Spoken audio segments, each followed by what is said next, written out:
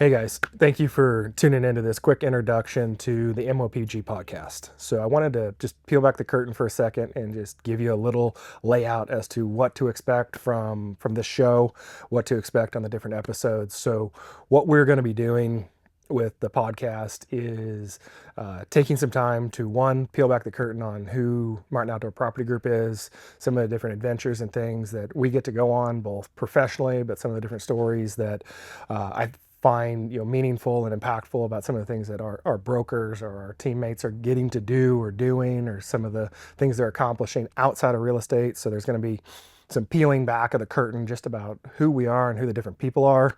I'm really excited about being able to bring some different experts, industry experts, onto the show to talk about things like land use, talk about things like water rights, talk about things like wells and septics and different things of that nature. We're not going to get too far into the weeds, but we want to provide some real relevant content because in the last 10 plus years of focusing a lot on rural real estate sales, we've learned a lot that I feel like both clients, potential clients, maybe even other real estate professionals could learn from, and I really would like to share about some of the nuances of buying and selling and just navigating the ownership of rural property. So I'm really looking forward to getting some different people on to unpack different specific subjects.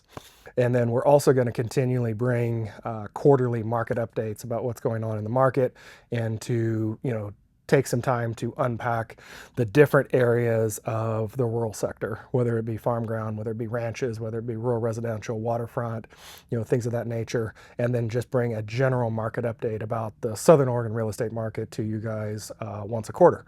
So that's what we have coming.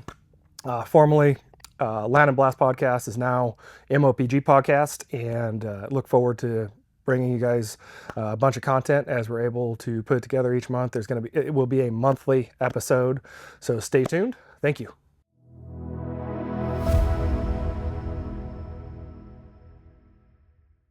Hello and welcome to the first, episode of the new MOPG podcast. Today I'm here with Ashley and Alex, and I want to just do a quick introduction today of our team a little bit. So, to start, both Ashley and Alex are my partners, but also co-owners in Martin Outdoor Property Group. And, I'd like to kind of just peel the curtain back a little bit on who we are. And we're going to start with that today. So, loaded question. Yeah. So you guys, who we are. That is a loaded question in many ways. So let's just start. Ashley, can you introduce yourself briefly and just give us one fun fact about Ashley? Sure. So about how I got here, or just introduce you and what your role is within the team briefly, sure. And then one fun fact about you. Sure. So I've been with MOPG now for, I believe, about 6 years, and I transitioned here from a prior appraisal career. Mm-hmm. And if you get to know me, you'll know that sitting inside a small cubicle checking boxes was not a personality fit. And so being on the brokerage side of things has kind of enabled me to build better relationships. Mm-hmm. And so part of my role in this team that I've really enjoyed is just getting to know our clientele and really kind of help make a difference. Mm-hmm. And it's much more fulfilling than what I was doing before. Absolutely. And as a lead, salesperson within our team, as part of the leadership of our group, it's been really fun to watch the last 6 years of growth and all the different things that have happened. So a fun fact about Ashley. Fun fact is I have 3 kids from 13 to 11 months.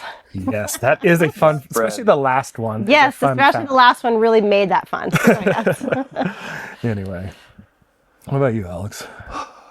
Who is Alex? Well, I've been a real estate broker since 2013. Chris and I actually crossed paths, actually not in our real estate careers, but in basketball class. And we both kind of were same age, same kind of bringing into the real estate market. And that class in college we were both taking because it was fun, not because we needed it. Yeah, I might have taken it every semester for I did 3 or 4. I did. Actually didn't. After 2, they're like, this doesn't count anymore, right? Okay.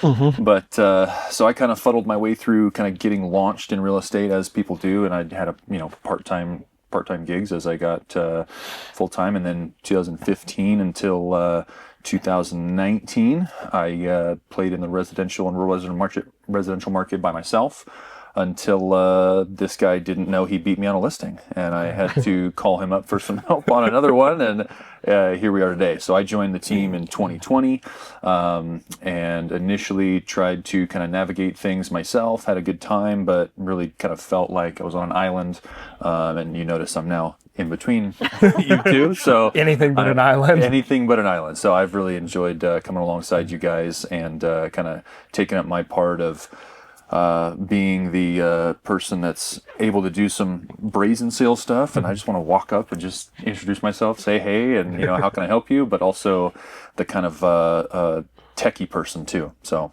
I love being able to come alongside you guys and solve those kind of techie problems, or like something that we might used to farm out. I love doing that myself and kind of learning how to solve that problem. I'm super appreciative of you solving those problems. Well, I'm super I appreciative. am super not the techie person. You said box checker, and I was like, you know what? But your organizational skills are by far better than mine. So it's the balance. It's the balance that you can't get that on an island. It's a constant push and pull between, I have this technology problem that I need your help with, and hey, did you remember to do that? Organization and tech, don't always go together. And kind of a fun thing about me, so I don't know about one fun thing about me, but I've got 2 boys, 10 and 7, would like to do a lot of camping with them.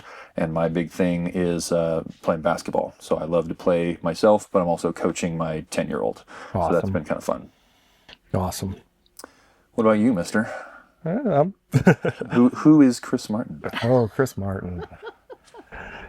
So man, I would have never, as a 20-year-old self, 19-year-old self, when I first got into real estate, I would have never pegged in a million years to be sitting here with a company, Martin Outdoor Property Group or team or any of this stuff. It's pretty humbling, honestly, to realize how much changed in like a 15, 16 year period. It's really humbling to realize I have been doing this for 15 or 16 years. Yeah. But it's been one of the most outside of faith and family, it's probably been the next most rewarding ride that I've got to go on in life, is just watching this business grow, watching people like yourselves grow, getting to do life with you guys. So I guess as a leader, or as a founder, or whatever you want to call it, of the group, the team, the business, I think probably the most interesting fact about me, that just kind of a fun fact, is my motivation in many ways doesn't come from sales. It comes from watching people grow, watching the success of the group, watching other people have successes in sales. Like, I think that's something that I think you automatically assume everybody's about that win. Don't get me wrong, I like the win. I like the win. I don't like to lose. You wouldn't be in sales if that was not the case, yeah. But it's a greater win for me to watch other people grow and to have had the opportunity to give the invitation for you guys to come alongside, and watching what you guys have done with that invitation, making us better. The fact we don't want to do this alone in any way, shape, or form is huge. Or anything the normal way. Well, and I think that's a big part of the culture of why we're here and why this is different, is that people first mentality. Yeah. And that starts with the team. It starts Exactly. with us as a group, putting people before our own money, successes, accolades, whatever. It's awesome. That's exactly true. And watching your teammates grow is hand in hand with watching your clients grow. Because, we obviously have a reward that comes into their success, but first and foremost is doing the thing that gets them, the most success in there. Well, and with any business, there's going to be difficult, hard times that are hard to get through. And when you're by yourself, that motivation to do something just for yourself can be more challenging. But like for me... Oh, I would let myself off the hook all the time. Exactly. Yeah. But now we have this great, we have this great accountability where there is no getting off the hook. It's great accountability. But I find a lot of joy in like being able to show up and get stuff done for the benefit of everybody else, more so than myself. And so even in the hard times, for me, it's easier to show up, even though it's difficult, because it's not just me. Right. It's all of us. Well, the camaraderie is huge. Yeah. The culture is huge. So before we dive into that part a little bit further, quick backgrounds for everyone. So before real estate, 6 years. This could be a long story. We're gonna keep it to 10,000 foot highlights. Okay, great. So prior to real estate, what was your experience in real estate prior to brokerage? So prior to doing brokerage, when I went to Oregon State my sophomore year, I took farm and ranch appraisal. And I've always loved real estate, and I love my dad, but saw him in real estate and saw some challenges of the industry and thought that appraisal would be the magic answer to being in real estate and having it easier. What I quickly learned was that while there is a space for that with analysis and that part of my brain, I was missing the connection with people. So I did spend over a decade doing appraisals, mostly farm and ranch space. Wineries and vineyards was my specialty. I taught farm and ranch appraisal one semester at Oregon State just because I still have a passion for doing that the right way, but I kind of have a passion for doing everything the right way. But that I wasn't getting that fulfillment. And so working in the office with you as an appraiser, that's kind of how that all got started, was seeing how you did brokerage was different than how I had seen it my prior 10 years. And I very much wanted to be a part of that. So after many years of asking me to join the team, I finally said yes. And I think one important delineation in appraisal, the commercial side of the appraisal world requires a whole different skill set. Like you do one appraisal at a time. You don't do 5 in a week like in the Correct. residential. I'd usually be just doing 2 a month most times. I was very self-involved, just all-consuming when I was on those projects. So the level of Did you have complexity. assistance with that at all? No, it was just me. I used to be part of a appraisal group, and so we would share workload, et cetera, but it wasn't like a true assistant. But I've trained a number of people in the appraisal industry as well. Interesting. I don't know if I ever asked that before. Yeah. Yeah, and then I think one fun fact, all 3 of us had parents in real estate. Yeah. Or still do. One way or the other, yeah. Yeah. So. Yeah, well, that's Apple where doesn't fall far from the tree. it doesn't. Yeah, and that's where my came from. So my parents had a real estate portfolio. As a kid, I was a landlord's kid, so we were always fixing something, acquiring properties, and so that's kind of how I became a kind of jack of all trades, and also exposed to real estate. It was of interest to me. I kind of out of high school floundered around a couple jobs. Floundered is maybe a little discredit to myself. I ended up working through management at a grocery store. It's just it's what I did while I was going to college, and from there went on to a couple other just odd jobs and found myself in brokerage, and really enjoyed it. I like the value that we bring to clients, but also the fun. We got to go hike around yesterday. Like that was we were trying to prolong that listing appointment yesterday. So like, that's how what long? took you so We might have actually hiked the Sterling Mine Ditch Trail a little bit, like a portion of it. We want to understand what the value proposition of that property was. The owner was not complaining about hanging out out there. Early on, I realized that this is something that was more than just like a job that you clock in and clock out. Like there's a part of it that you can enjoy. There's the nitty gritty, but like that's how I came to really enjoy it. And the owner of the brokerage that I worked for was a kind of senior in the industry, was part of different associations, and very well versed. And I kind of learned quite a bit from him. But it was funny. He was kind of a rough and gruff guy. So like I had a little different, view on some things from him. There was a lot of opportunities for refining the processes. A little bit of that, but it was good. Like a lot of different viewpoints. And he came.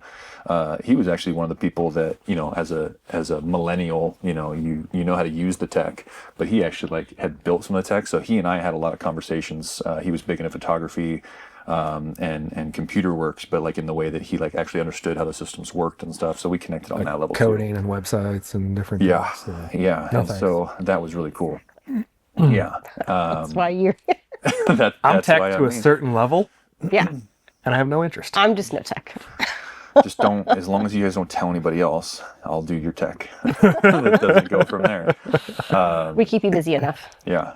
And so I mean, I was pretty early into the rural residential market, and then of course the draw always goes from there. Going on to more and more. I was from rural residential onto larger pieces of land and then ranches, and like I said, that's where you and I connected and ended up talking about a piece of property that I'm still selling today. We're gonna try to again. Anyway, yeah. So what did you do before real estate? Because I know, you got into it like about the same 19? time, a couple years before I did, but like what kind of jobs or things were you doing ahead of that?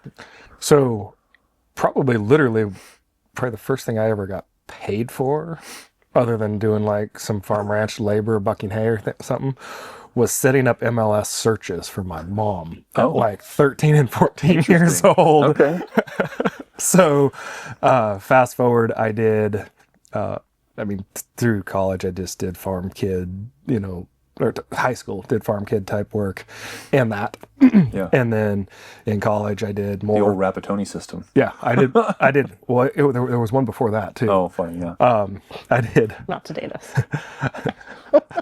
I did more farm kid stuff, and I got my real estate license I was almost 19.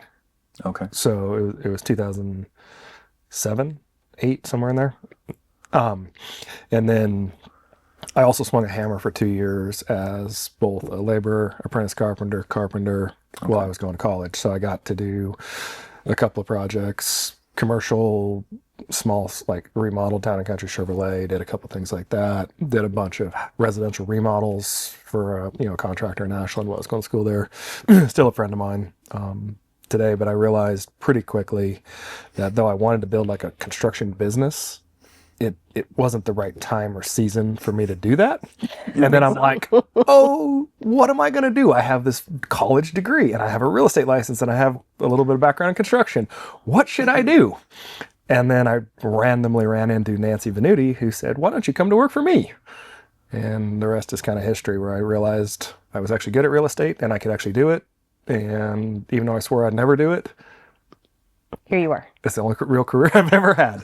So anyway, yeah, Mike Lee and I were just joking about, he goes, how many listing appointments do you think you've been on in your career? I don't know. He goes, over 1,000? Like, possibly at this point. I don't know. Last year we did 102. High likelihood. Yeah. Whatever it was. I don't know, but the years are a blur, but I'm super excited to be in this season now. I like that we've taken something that can be fairly redundant and kept it lively and it's fun, and there's something new to learn every time. It's not just a cog in the system. Well, I think that's part of for me, the enjoyment and the shift from the appraisal to brokerage world is every person has a story. Every client has a need. Some are larger than others, but at the end of the day, they need help. And to be able to help somebody through one of the biggest things in their life, one, carries a lot of weight, but two, also carries a lot of joy when you can help them win that success with them. So. That has grown on me, maybe as a result of you being part of the team, to relish those opportunities and to see it for the magnitude that it is. I think for a long time, it's real estate. We closed the deal. Awesome. But forgetting the personal side of that, the personal touch, I think is huge. What that represented. Yeah. So speaking of personal touch, I think one of the things that I think we can get really focused on is business. Sometimes to our fault, but we're working on that. And that's part of the reason we're a team. But, tell me a little bit about why Southern Oregon. What do you like to do here? What do you do as a family? What do you do personally? Ashley, like what is outside of work, which I know is working on becoming when I'm allowed to have free time, a bigger part of your life. Allowed. When you allow yourself free time. Just give you a hard time. Hey, you know what? You created some free time for yourself with Liam's arrival. I did have a good 5 months of free time. Are you talking about just like? Well, you have a large camper investment that you better be using for personal enjoyment soon. What's Ashley and the family do? Why do you like Southern Oregon? It reminds me a lot of home. So I grew up in Northern California. So geographically, just like the climate, I like the fact that, minus right now when it's really cold outside, for the most part of the year, you can get outside and do lots of things. So I'm not a very idle person, which is not a surprise to anybody at this table. And so my husband and I, with our 3 kids, we live on 26 acres in Southwest Medford. And just being able to be outside and kind of like enjoy what the region has been great. He obviously likes to do a lot of hunting. We like to do a lot of camping as well. And so we just got a new camper to kind of take in more of the local To spots force to go, yourself to actually force go and myself do. to actually take off some time. I'm probably gonna call up Alex's wife and ask her where I should go, because she's probably got them all lined out, because this is like her thing. It'll be really fun too is if we all go together and make Chris stay back There you go. and man the office for a while. I'm glad we have Shannon and Jordan. But just in general, there'll be war. I just like variety and diversity, and I don't like to, be stuck doing one thing for too long. So I could pretty much go out and do anything that we want to here. And my kids are in sports, and spring and fall and winter and all the things. Yeah, the sports definitely keep us busy. Yeah, we do a lot of. We've been doing a lot of camping. Amy does have like her check. I see the calendar. Checkmark stuff. Yeah. She might be up at like 3 a.m. to get like the woods bookings, 6 months or a year. I think that one's a year ahead of time. I did check. It's actually open right now. Some spots. Oh, yeah. Oh, right now? For sure. Yeah. Yeah, enjoy your 4 feet of snow too. Yeah. Exactly. I think like May, it's usually my birthday. May is like the first weekend they open up for the camping spots. But so we do a fair amount of that. There's probably a half dozen trips each year that we go and enjoy. I think the biggest thing about the Rogue Valley is all of the recreation that we get at our fingertips, and then the next layer, it may be an hour and a half or 2 hours away. The lakes, the ocean, the waterfalls around the area. We've gone and taken a short trip at those. We need to take a longer one. So we do that a lot with the kids. They're in every sport too. The soccer, basketball. You are a walking testament as to why I will not let them do football. Yeah, ouch. Flag football until pads come out. You're done. And so that's lots of family stuff. For me, I love working around my property. Splitting firewood, trimming brush, and all that kind of stuff keeps me energized. And then, as we were touching on, my thing is basketball. So, whether there's a league or an open gym, I will find a way to play basketball year round. To drive that home, our tournament this last summer was 112 degrees. It was probably like 120 on the black pavement outside in the sun, and. Amy was like, "Are you sure you're gonna play?" Oh, it was the best. Yeah. So that's my guilty pleasure. I always joke because this guy's always trying to make me run up a hill or something. It's like, if you just bounce a basketball in front of me, I'd probably run after it faster. But the hill does not sound that great. So those are kind of my enjoyment, my fun things. As I've been ragging on you for, I know yours is more of the personal torture nature lately. I think basketball is a great way to stay in shape, and it is fun. I like the camaraderie of it. I did play for a few years. It's fun. You are much better at it than I am, but I definitely enjoy the battle. But you are much better at it than me. So there's that. There is that. You played basketball? No. Yeah. Makes more sense. No, I think, I don't know. For me, an evolution, I've always loved the outdoors. I love hunting, fishing, just being in the outdoors. Love just creation. Love what God created for us to enjoy. In the last few years, yes, it has shifted towards climbing mountains and doing hard things and trying to find harder things to do at each opportunity. But I think probably the thing about Southern Oregon that I enjoy the most is the variety of different things you can do. And you guys both touched on it. You can be at the river, you can be at a lake, you can be at the ocean, you can be in the mountains. You can literally go from the snow to the ocean in 4 hours. Yeah. You can go from having fish and chips to snowshoeing, quickly. Well, in the last 2 nights, I got to chat with, unrelated to work, but 2 individuals that had moved to the area recently. And they were just, asking about what I do, and we just having, general meet you conversation. And something that I hadn't really realized that I shared with them about why I like what we do too is it's this constant reminder. I mean, we get to deal with people that are coming to the area, and they each share with us this reason why they're moving here, and you're like, oh yeah. Oh yeah, there's that thing and that thing and that thing. There's all these reminders that we get about why this place is so cool to live, and the Rogue Valley just has so much to offer. Well, I think our clients are oftentimes a constant reminder of all the things we're missing out not doing. Yeah, they're like, I'm moving across the country to come take advantage of this, thing that is in your backyard that you've never checked out. Yeah, no kidding. It's I kind wanted of to humbling. punch myself in the face when Marshall was like, "Oh, I did a 5-day rafting trip down the Rogue." I was like, "You mean the thing that I've lived next to a mile and a half from and never done that?" Yeah. Yeah. Me either. Yeah. Sounds like we need to buy a raft. Yeah. Anyway. But I mean, Southern Oregon, and I think it's true of the whole Pacific Northwest. Like there's so much character and adventure to be had. For me, I love the adventure. I love the fact that there are a whole different multitude of adventures you can do in the outdoors, literally out your door. So anyway, personally, I know we unpacked where you guys came from, business wise, kind of a little bit about your background. But personally, if you were to summarize kind of the pillars of your life, what's most important to you? I'd love to hear you unpack that a little bit. I think it's, for me, like a pillar is how you leave a relationship or how you make somebody feel. And so I think that in life, it's easy to do the checkbox and the checklist and those kinds of things. But my grandparents ran a small business their entire lives, like 45 plus years, down in California. And they always taught me that the conversations you have with people and how you leave that conversation, how you make somebody feel, will kind of be some of the most important things you do in a day. Because you don't know people's story or what they're going through, and like if you could just be a light for them. And so that's always resonated a lot with me, is just treating people well, regardless of the situation or circumstances. So I think it's just one of those, just true integrity and like being yourself all the time. It's kind of one of my pillars. So on the family side, can you unpack a little bit, so it's you, Mike, and you got 3 kids, and just, I guess, unpack a little bit about you guys. Like I think we all are constantly going so fast in life and business and everything else that it's kind of wild to slow down and realize everything else that's going on in our lives too. Yeah, so I went to Oregon State, and then I met my husband when I was 19. We started dating 20 years ago this year.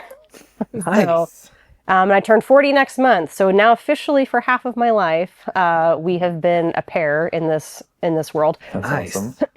The majority. Yeah. So yeah. I look forward to that day. I can say that. Yeah. So, I've done a lot of things in my life. I am a type A personality, and so it takes a balance of that. And so I've been very blessed to have somebody in my life that kind of knows who I am and accepts me for that, and has been very supportive with some big shifts in my life, from going from a really stable appraisal career to joining this brokerage thing where it's not as consistent all the time, but much more rewarding. And then vice versa, he's had some transitions in his career too. And just to know you have that person all the time that's in your corner, regardless of what's going on. We've been through, 2 deployments and just a lot of life. Well, he's in law enforcement. So like there's such a dichotomy between your entrepreneurial ways and his, daily chasing bad guys ways. But it's a really kind of a cool complement of like kind of a steadiness and a drive put together, though he's pretty insanely driven too. He's also very driven, yes. Determined. But I think what's helpful, and I know some people always like, opposites attract. And while we're opposite in some ways, we're similar in others. Opposites. Right. But I think what's nice about the fact that we're both driven in those ways is that we understand the other person, and like we understand the intrinsic motivation to be a better version of ourselves all the time.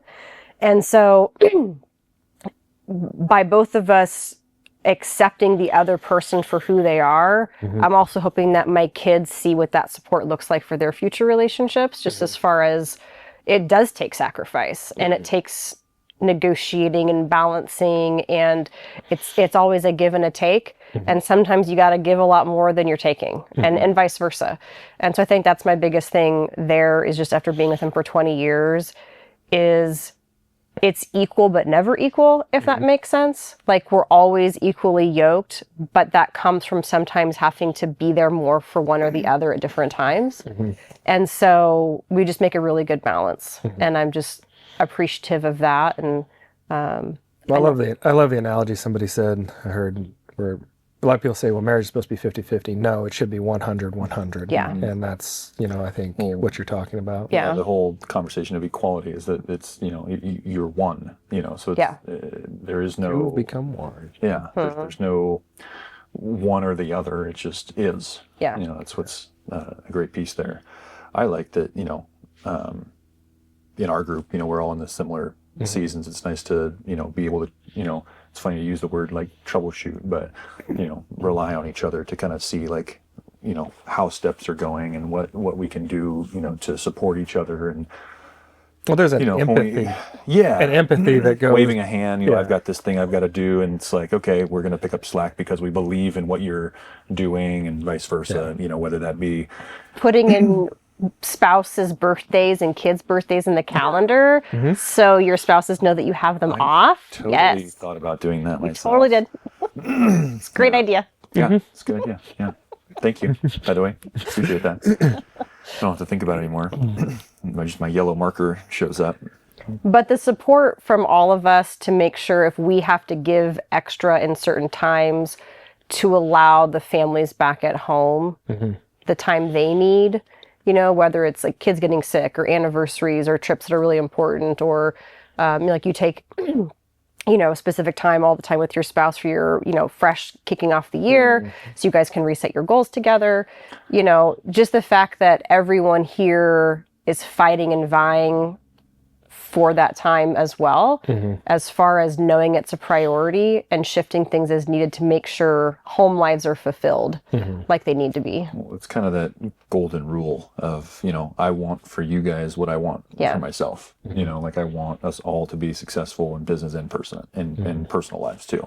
And I think we have the ability to help each other in those things, whether it be I use the troubleshooting, but just chatting about, things or issues, or how can we solve things, or what did we do in these instances, or texting you to be accountable for dieting or working out, or just, whatever that might be. It's nice to have backup, a little extra bit of armor, like in December. I think it was really impactful that you had the thank yous and everything for our families. That totally was not Chris and I came up with that and put it all together and did that. We appreciate that it looked good on us. Might not know. I think we were both pretty honest with our spouses about where that came from. 100%. I love you, but we did not necessarily organize all this. But those kinds of things are super important that, well, they're part of our why. Yeah, entirely. And I like the fact that we've melded those. That's what we drive each other. Yeah. Yeah. So unpack your world just a little bit more for us, personally. What are your pillars? Well, I would go back to the whole golden rule, treat others how you want to be treated, and I want to take care of my clients, like they're doing, like I'm doing for myself. I want to make sure my kids, know that I care about them. I want to make sure my wife knows that I care about her. I want to treat them all like I want them to treat me. Basically when I go in the ground, I want to have left something good. I want to have left some sort of betterment. I want to have, had that relationship with my wife that my kids can emulate. I want to give them a fatherhood that they can emulate with their kids, and so on and so forth. It reaches out into the community, I want to create a positive ripple, when I cast that stone. So I think just, being able to put my head on the pillow every night, knowing that, I worked hard and I gave my clients my all, and I've done what I need to do, for them, for you guys, for everybody. But also just been there for the people that are important in our lives. Yeah, for sure. I think it's interesting as we're talking about personal things, sometimes it's hard. I can't really separate business from personal completely because so many of my convictions, so many of the things that, are important to me are, I don't know if you want to say fulfilled or tied together in relationships. What's super important to me personally is those relationships. And I think, the pillars I've talked about a lot of times about my life personally is faith, family, and the outdoors. Well, at the center of all that obviously is relationship, faith, relationship with Jesus, family, kids, spouse, those close, personal friends and family members, the outdoors. I wouldn't do the outdoor stuff I do if there wasn't fellowship involved in it, if there wasn't, people to do it with. I'll run that occasional mountain on my own, but I'd rather do that with people. It's all about relationships. I think we're all driven by we wouldn't be doing the team thing. We wouldn't be doing life together in this regard if we didn't all value that. And I think relationships, 100%. And I think that would probably be, if you boil down the one biggest reason I do real estate and the one biggest reason I value those pillars of faith, family, outdoors, all comes back to relationships with people, relationships with the creator, so on and so forth. And I think for me personally, it really wasn't until the last year and a half, 2 years, where I was like, the line is completely blurred between, we'll call it, there's an obvious delineation at immediate family for all of us, like spouses, kids, but the line is completely blurred in my world between like my close friends over, who are outside of the business, but I would be my, accountability partners or mentors or whatever, and you guys. Like, it's just kind of one group, and I think that's pretty rare, and the culture I think we have is super rare. We also spend a lot of time together. We do. And with those accountability partners. Exactly. And we keep saying the same sentences over and over. It's getting creepy. He wasn't there yesterday when we did that. Oh, no. We finished the sentence the same way, and we're like, okay, we've been working together too long. And it wasn't like it was. It was not a, Yeah. Anyway. Well, the relationships pay dividends. Like approaching your business that way in just a wholesome, genuine nature, you're doing the best job you can because you have a solid relationship with that person, and they, are invested back in you in one way or the other, as a, as a benefit of that. But, taking care of people, they inherently take care of you back. Yeah. Whether that be personal or business. Well, I think that's a good lead in to the reason for team. And I'm going to steal this one to start with, and I'll turn it over to you guys. But, as an individual broker, so you've done the individual broker game. I've done the individual broker game. You've been part of a team the whole time. So, but did the individual appraiser thing. Correct. Yeah. Correct. And I think the nature of this business, if you're an individual, you have to be 24/7 engaged. Otherwise, you are violating your fiduciary responsibility to the client. Yeah. If you're not available and they miss an offer, if you're not available and they miss a showing, if you're not available and they miss something, like you, in my mind, morally, like I have failed that person. So to me, the only way that I can make the real estate business work for these things that are much more important than business, my family, faith, so on and so forth, is to work as a team and to find the right people, the right systems. I think, generally speaking, systems are supposed to be the easier thing to find. I'm telling you, thank you, Lord, but the people were the easier part for me. We're still figuring out the systems continually, but I'm super grateful for the people. But the team, the reason we're choosing to work together is because these other things are priorities, but our clients are also a priority at the same time.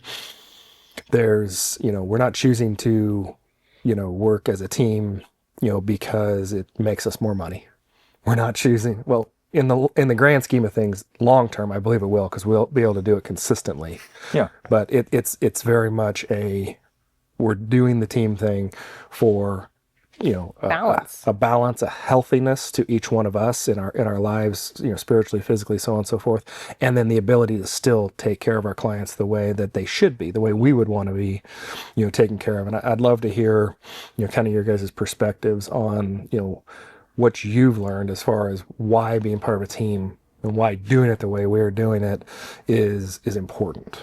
Both from a personal perspective, but the client perspective. I think you hit the nail on the head there, with being on call 24/7. I mean, that's exactly.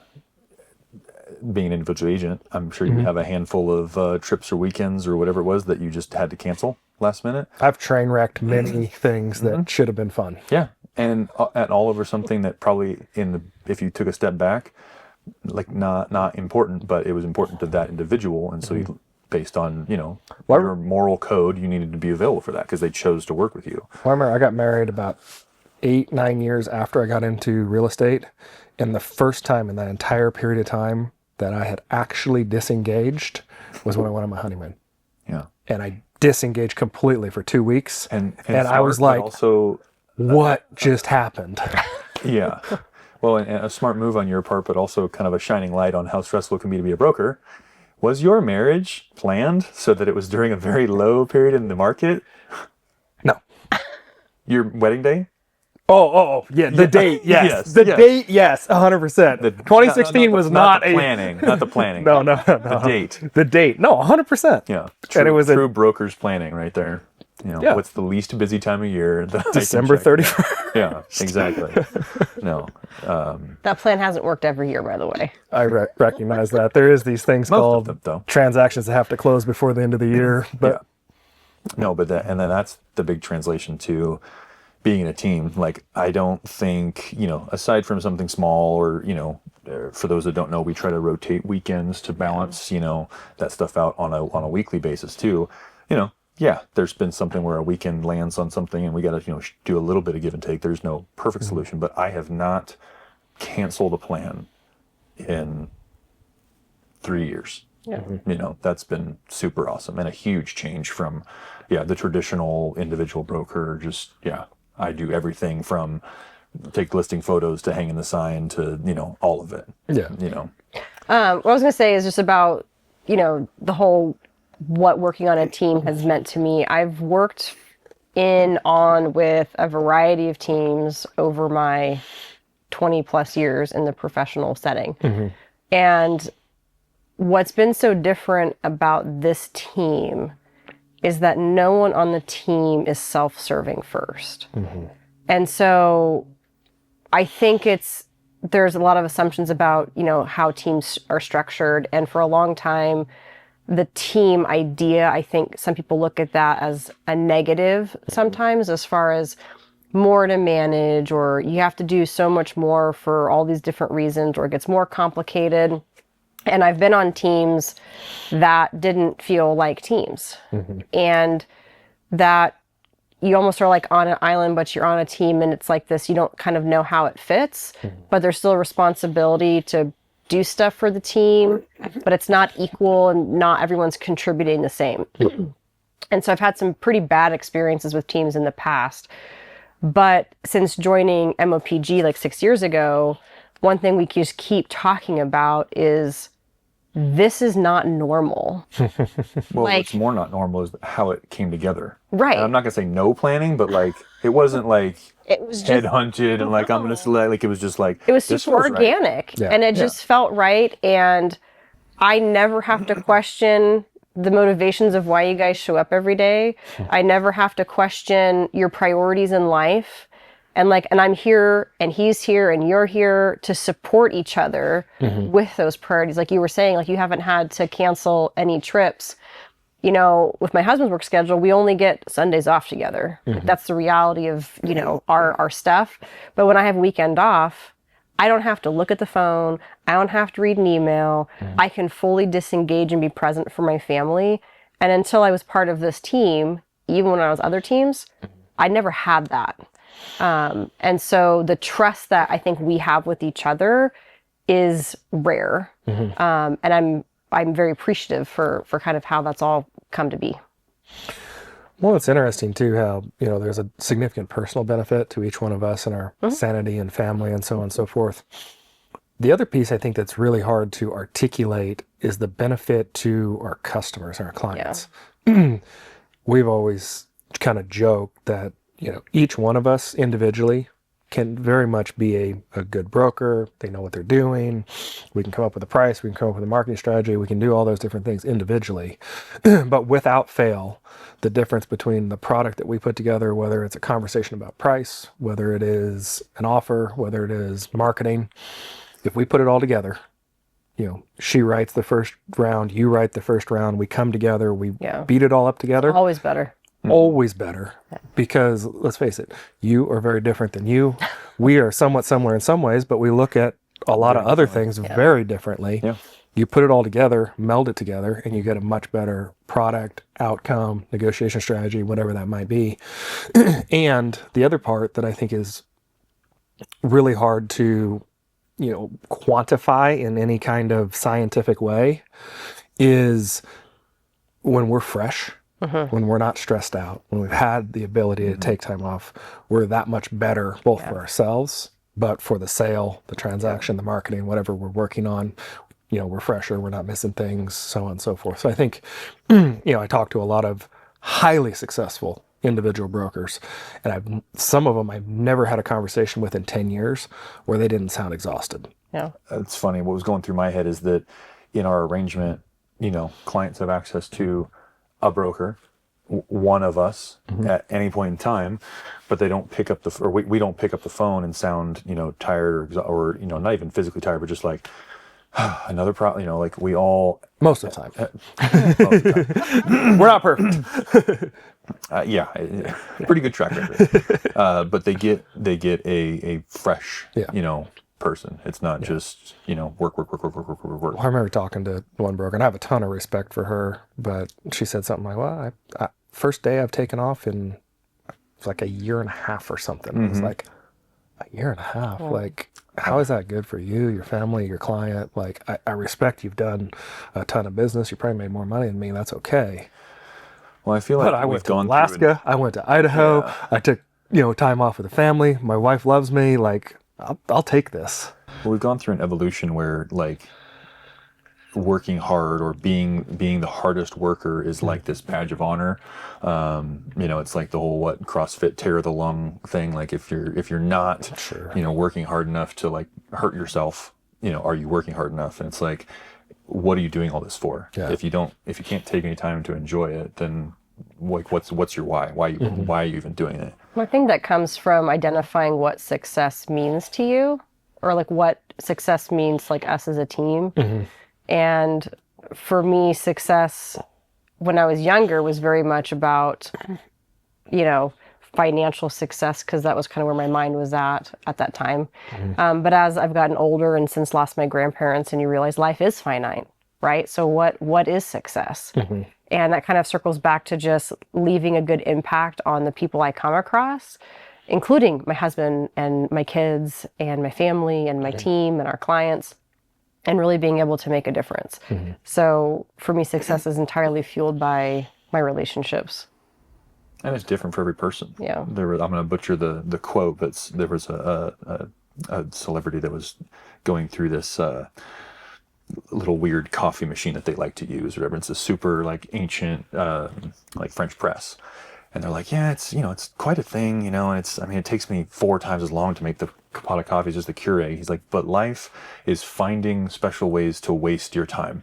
He's like, we have all of these different ways to save time here and save time here and save time here. And, we can do this thing a little bit faster, but then you get to the end of life and like, what did you do a lot to save time? He's like, well, life is just you finding your special way to waste time.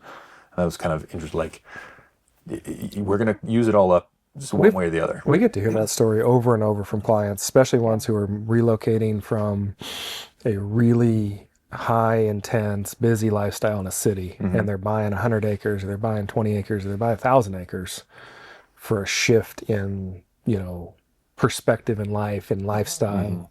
I think we get to see that on a regular basis from people. Yeah. The interesting thing about what we've done, as a group business-wise, I mean, we've sold over 12,000 acres in the last few years. Do you realize that? Like, I don't know if I remember in my head. Yeah, I mean, that's I think since 2020, if I remember correctly, like 12. It's more than that, because I don't think that includes. Evan and Sam do that in like 3 months, over there. Well, this is in Southern Oregon. Different range land. Properties that's not one property. Our average transaction is like 40 acres or 50 acres or something. But it's a lot of stories. Yeah. It's a lot of people. It's a lot of, life experiences and a lot of new adventure. I think one of the questions I have for you guys, I'd love to get your take on is, what are you most excited about the next 5 years business-wise with what the foundation's been built here? The new relationships and people, so we've gotten to establish this great core, and we have some, other members of the group, but like I look forward to, how we can see them grow, both within the business and personally. It's been really a joyful experience for me to like, well, not just with you guys, we're sharing experiences and how we can learn from each other, but like to take that then to the next level. And I love my conversations with Mike, like just fettering out these weird ideas of like, hey, what if we did this, or what if we did that? Like, I love watching Shannon's evolution, from really knowing how to be the world's best buyer's broker, and learning on the listing side and like how a transaction's a little bit different, or just the just the different evolutions of the team and the new people that we'll be able to meet and help grow and just what that might mean. So what's wild is 5 years ago, you're like, I never want to lead a team. Oh, I just want to do my own thing. I remember sitting down in the conference room and Reel 'em in. This is what I'm going to do. I'm not going to manage anybody. I'm not going to do anything. But that is really fun. Yeah. It's rewarding is a better word for it. I think for me, one of the things I'm most excited about in the next 5 years is, now that I've made like the full brain shift from appraisal to brokerage over the past couple of years, is every industry is going to have good experiences and bad experiences. Mm-hmm. And I think that after being with you for 6 years now, I've heard a lot of prior experiences before they've worked with us. Mm-hmm. And from clients. Yeah. And so, you've always been one to like set the bar as far as, like the marketing and the product we deliver and the results and all those things. But I also get really excited about like the culture shift of the industry too. Mm-hmm. And I'm excited to kind of help people see what a good real estate transaction could be like. Mm-hmm. Not that it's going to be easy. Not that we can promise that it's not going to come with hard negotiations or hard decisions. Or that we do everything perfect. But that like the care that we're going to put into that is going to build the trust that they know that they're in good hands. And regardless of the challenges that come by, it's so hard for me to hear about the mistrust of the industry from prior bad experiences. And when I hear those stories, and some of them are pretty bad, it's like, how does that even happen? But I think that us as a group, our care for people and relationships, I'm hoping raises the bar outside of the marketing arm of what we do, but just how we run our business. Mm-hmm. And so that's what I get excited about, is for maybe other brokers or brokerages or people in the community kind of seeing what we're doing and want to be part of that. Mm-hmm. Because I feel like what we're doing and how we're going about it, while it's natural for us, I also think it's just how it should be. Like treating people the right way from the get-go should be how it is. And so that's what I get excited about, is just kind of like trying to raise the bar as far as how the industry conducts business. Well, how did the social impact you the other night? We had 100 people there. Mm-hmm. How did that impact you? Well, when I first started working with you, we didn't do any socials. And so for me, it was really exciting. That was a subtle hint that we're becoming more rounded as a result of other perspectives. Chris loves the social gatherings. But for me, I did enjoy that. You did. But what's cool is when you stand there and you look around, and not even like the quantity of people that were there, but the quality of people that were there. And you think about the relationships and the stories and how everybody in that room was willing to help somebody else in that room, even if they didn't know who they were. Mm-hmm. You could call on anybody and they would be there in a heartbeat. Mm-hmm. And to think that we're a part of their story and they're a part of our story. And every year we've been doing that. This was our 3rd year. That group keeps growing. And the appreciation and just the authentic, genuine relationships that are there is kind of humbling. It was humbling. It was humbling this year. Yeah. Where it was, sometimes it's just like excitement and New Year and, we're having some food and just socializing and this and that. But when you really take a step back and think about what it means for them to give their time to be there and why they're there and supporting us and what we're doing. I mean, most of the biggest champions for what we're doing, besides ourselves for each other and our spouses for us and the team, were people in that room. They've gone through both easy and hard transactions with us. They've come out the other side, and they're a part of our story, and they want to share that with people. Mm-hmm. And their belief in us is just very both humbling and motivating. Mm-hmm. Yeah, it was proof in the pudding that whatever we're doing, is right. That we can put on a social event like that and actually get people to come out. And it has been growing. I like that we have, new faces every year, and then we get to connect, long-standing relationships with new relationships, and everybody, benefits from that. We're essentially kind of recreating our own little community, which is really cool. And I love like the resources that we have at our fingertips, both for the business, but also personally. Like it's really nice to be able to tap into that for, I'll say, personal gain or personal, benefit of each party. Okay, it's interesting. I know for me, we talked early on in this conversation about relationships and that being one of the things that's most important to me, which you guys have then continued to share over the last 15, 20 minutes, is relationships over and over and how important that is. I think there's no doubt that that is probably the most rewarding and important part of what we're doing. A couple of things looking forward that I'm excited about because of the maturation of the team, the group, and everything. Is I'm really looking forward to getting back to innovation and pushing and being able to, take marketing to a different level, take our follow-up to a different level, take what we're doing with our relationships with the clients during the transaction to the next level. Shannon coming into the mix, Jordan maturing and continuing to be the amazing team manager that she is. And, the fact that, the conversations within our team are no longer about how to do real estate.